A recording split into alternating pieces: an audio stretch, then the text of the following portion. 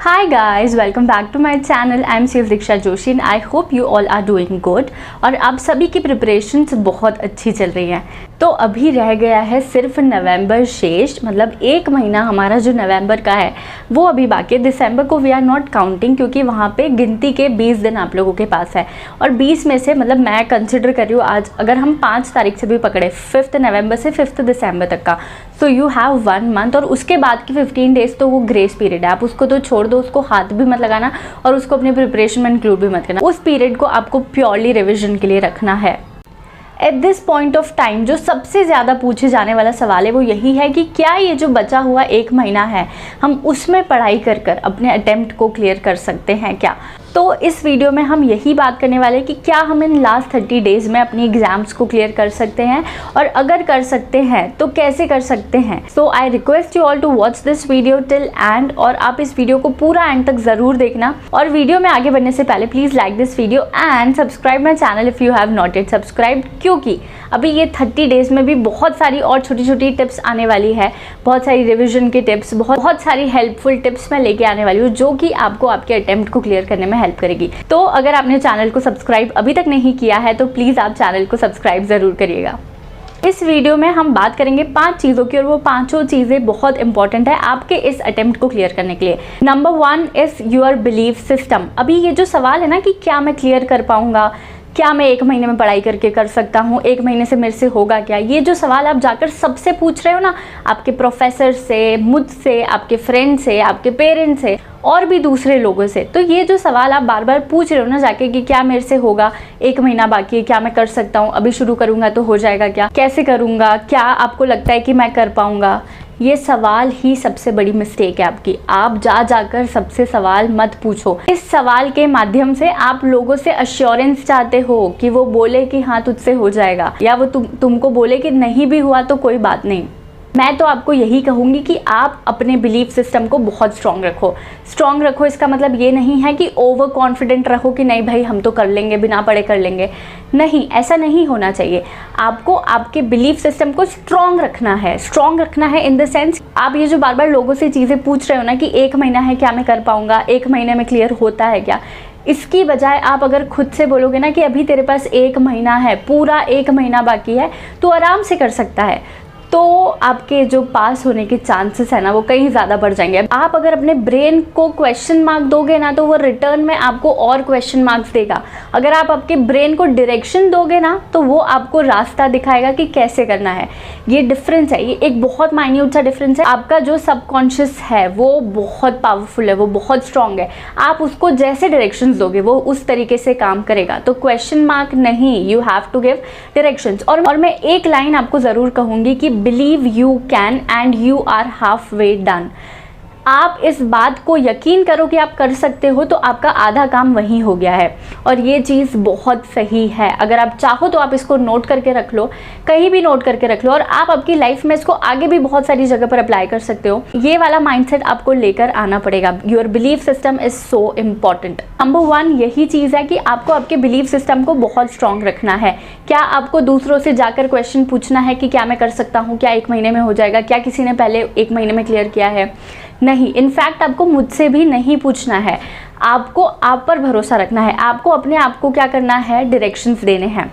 Now number 2, अब हम चलते हैं कि भाई चलो बिलीफ सिस्टम भी स्ट्रॉन्ग रख लिया कि कर सकते हैं, पर करना कैसे है। तो करना ऐसे है कि अभी आपके पास हार्ड वर्क करने का टाइम तो नहीं बचा है। आपकी प्रिपरेशन बहुत अच्छे से हो सकती है अगर आपके पास 2 या 3 महीने बाकी है तो, पर अभी आपके पास टाइम बहुत कम है। तो आपको स्मार्ट स्टडी करना है। ऐसा नहीं है कि सिर्फ वही बच्चे पास होते हैं जो कि पिछले 5 या 6 महीने से पढ़ाई कर रहे हैं। ऐसा बिल्कुल भी नहीं है। जो बच्चे 1 महीने में पढ़ते हैं ना वो भी पास होते हैं अगर वो स्मार्टली स्टडी करते हैं तो। और स्मार्ट स्टडी कैसे करना है, तो जो हमारी टिप नंबर 2 है वो ये है कि आपको फाइंड आउट करना है कि की चैप्टर्स कौन से हैं। देखो, हर सिलेबस में, हर कोर्स में, हर सब्जेक्ट में कुछ ना कुछ ऐसा होता है जो कि बहुत इम्पॉर्टेंट होता है, जिसमें से हमेशा पूछा ही जाता है। हो सकता है एक आध अटेम्प्ट में नहीं आया हो, पर मेजॉरिटी ऑफ दी टाइम्स उसमें से पूछा जाता है। तो आपको क्या करना है कि आपको पता करना है कि वो की चैप्टर्स कौन से हैं, और आपको अभी फोकस करना है उन की चैप्टर्स पे। जो पूरा सिलेबस होता है ना वो 3 तरीके से बाइफर्केटेड होता है। A, B and C। जो A पार्ट होता है ना वो होता है जिसको आप छोड़ने की गलती बिल्कुल भी नहीं कर सकते। दैट इज़ वो हर अटेम्प्ट में पूछा जाता है। जो A है ना वो वेरी इंपॉर्टेंट है, जो B है वो इम्पॉर्टेंट है, और जो C है वो नॉट सो इम्पॉर्टेंट है। हम अगर टाइम नहीं मिला तो इस पोर्शन को छोड़ भी दिया ना तो कुछ बहुत ज़्यादा फ़र्क नहीं पड़ेगा। तो आपको A और B जो है ना वो आपका स्ट्रॉन्ग करना है। अभी ये तो हमने देख लिया कि A और B को स्ट्रॉन्ग करना है, पर A और B पता कैसे करेंगे कि पूरे सिलेबस में से A और B कौन से हैं? उसके लिए आपको एक दिन का वक्त निकालना पड़ेगा, और एक दिन आपको बिल्कुल डट कर बैठना पड़ेगा कि आज मेरे को ये चीज़ करनी है। और आपको क्या करना है कि आपको आपके स्कैनर्स, आपके पास्ट पेपर्स, आपको सारे छान मारने हैं कि कौन से चैप्टर्स में से कितना पूछा गया है। जो आपके स्कैनर्स होते हैं उसमें भी ग्राफ वाइज भी दिया होता है, पर आप पास्ट पेपर्स को भी उठाकर उसमें से भी चेक कर लो कि कौन से चैप्टर्स ऐसे हैं जिनमें से बहुत सारा पूछा गया है। मतलब वो आपके क्या हो गए, की चैप्टर्स हो गए, मतलब A और B हो गए। तो इससे क्या होगा कि आपका 60 to 80% का जो सिलेबस है वो इसमें कवर होता है। क्योंकि हम पूरा लेकर एक एक पेज तो नहीं पढ़ सकते, अभी हमारे पास इतना वक्त ही नहीं है, हम सारी चीज़ें नहीं कवर कर सकते। अगर हम चाहते भी हैं तो भी नहीं कर सकते, कुछ ना कुछ तो छूटेगा ही। तो इससे बेटर है ना कि वो ही छोड़ो जो कि इम्पोर्टेंट है ही नहीं, वो छूटेगा तो चलेगा। इंपॉर्टेंट वाली चीज़ों को तो सारी करके जाना है। ए वाला तो ऐसा है कि ए पार्ट में से तो कुछ भी छूटना ही नहीं चाहिए। तो सेकंड चीज़ क्या है, हमको डिसाइड करना पड़ेगा कि ए और बी कैटेगरी वाले चैप्टर्स कौन से हैं। Now the third thing is कि अभी बच्चों को एक ही कन्फ्यूजन है कि अभी हमारा बहुत सारा कोर्स भी बाकी है और हमें रिवीजन भी करना है। मतलब ये टाइम एक्चुअल में तो रिवीजन का होता है, बट हमारा बहुत सारा कोर्स भी अभी बाकी है। तो हम कोर्स पूरा करें या रिवीजन करें, हमें यही समझ नहीं आ रहा है। तो इसके लिए आपको क्या करना है कि देखो, जो कोर्स आपका बाकी है ना, जो पेंडिंग है ना, उसको तो आप मैराथन से कवर कर लो। मैंने अपनी लास्ट वीडियो में भी बताया था कि क्योंकि अभी बहुत ज़्यादा डिटेल्ड में पढ़ाई करने का टाइम नहीं है, आप उसको मैराथन से कवर कर लो।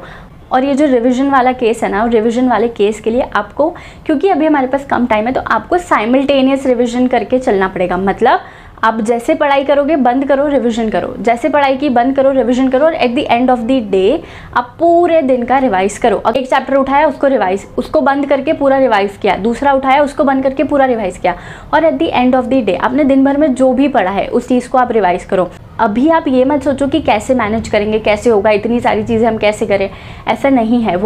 व्हाट आई बिलीव इज कि जो एग्जाम के पहले का 1 महीना होता है ना, उसमें आपका ब्रेन 4 गुना ज़्यादा तेज चलता है। तो आप इजीली रिवीजन तो कर ही सकते हो। तो आप इस चीज़ को इनकॉर्पोरेट करो, 30 दिन आप इस तरीके से पढ़ाई करो, आसानी से आपका कोर्स भी खत्म होगा प्लस आपका रिवीजन भी होगा। अगर आप इस तरीके से पढ़ाई करते हो तो सोचो ना, 2 बार का रिवीजन तो आपका एक ही दिन में हो रहा है, और लास्ट वाले 15 दिन तो हमने रिवीजन के लिए छोड़े ही हैं। तो अगर आप ऐसे पढ़ोगे तो आपका इजीली होगा, कोर्स भी खत्म होगा, रिवीजन भी होगा, सब कुछ होगा। बस आपको आपकी एनर्जी को मेंटेन करके रखना पड़ेगा। Now the fourth thing is action plan. हमको ये तो पता है कि 30 डेज में हमको सारी चीज़ें कवर करनी है, पर हमको किस दिन पे क्या करना है, किस दिन पे कैसे मैनेज करना है कि हम चीज़ों को इस तरीके से अरेंज करें कि 30 डेज में सब कुछ कवर हो जाए। तो उसके लिए आपके पास होना चाहिए 30 डेज का मास्टर प्लान। आपके पास एक प्लान होना चाहिए। और अगर आप बिना प्लानिंग के काम कर रहे हो तब तो अगर आपको 100 दिन भी दे दिए जाएंगे ना तो वो भी कम है, आप उसमें भी टारगेट अचीव नहीं कर पाओगे। तो आपको क्या करना है, आपको बनाना है एक मास्टर प्लान फॉर 30 डेज। उसमें आपके पास हर दिन की चीज़ होनी चाहिए। मैं आपको प्लान बना के दे सकती हूँ, पर क्योंकि सबकी प्रिपरेशन अलग अलग हुई है, सबकी सारी चीज़ें अलग अलग तरीके से हुई है, तो हो सकता है कि मेरा वाला प्लान हर किसी के लिए फिट ना बैठे। तो अगर आप आपका प्लान खुद बनाओगे, आपको पता है कि आपको कहाँ पे ज़्यादा जोर देने की ज़रूरत है, कौन से टॉपिक्स आपको पहले उठाना है, कौन सा नहीं उठाना है, ये चीज़ आपको बहुत अच्छे से पता है। तो इसके लिए आप बैठो और आप बैठ के क्या करो, मास्टर प्लान क्रिएट करो। अभी जब आप खुद से प्लान क्रिएट करोगे ना, पूरे 30 डेज का प्लान आपको बनाना है। मैं ये चीज़ बोलूँगी, जितना नीट एंड क्लीन और प्रॉपर आपका प्लान होगा उतनी ज़्यादा इफेक्टिव आपकी पढ़ाई होने वाली है इन 30 डेज़ में। जितना क्लियर आपका प्लान होगा उतनी ज़्यादा क्लियर आपकी पढ़ाई होगी। एक दिन पूरा इन्वेस्ट कर लो, कल का दिन आप पूरा ले लो, पूरा कल का दिन आप बैठ के प्लान बनाने में और आपके की जो चैप्टर्स है उनको फाइंड आउट करने में लगा दो। वो दिन आपका इन्वेस्टमेंट ही होगा, वो दिन वेस्ट नहीं माना जाएगा। हर डे का एक टारगेट होना चाहिए आपके पास, और इस तरीके से आप करो कि आपकी सारी चीज़ें कैसे ना कैसे करके क्या हो जाए, कवर हो जाए 30 डेज़ के अंदर। अभी हो सकता है किसी दिन पे थोड़ा कम लोड होगा, तो कोई अगर छोटा मोटा टॉपिक है तो वो आपने उधर एडजस्ट कर दिया। किसी दिन पे हो सकता है ज़्यादा वर्कलोड होगा तो उसमें से आपने फिर कुछ चीज़ हटा दी। तो वो आपको सेट ऑफ कैरी फॉरवर्ड करना पड़ेगा हर दिन का। तो ये हो गई हमारी फोर्थ थिंग कि आपको क्या करना है, आपके पास एक एक्शन प्लान होना चाहिए। Now the fifth thing is कि आपको आपके डर को ना हटाना पड़ेगा। अभी ये जो डर है ना आपके अंदर कि 30 दिन ही बाकी है, कैसे होगा, अभी तक हमारा कुछ भी नहीं हुआ है, हमने हाथ भी नहीं लगाया।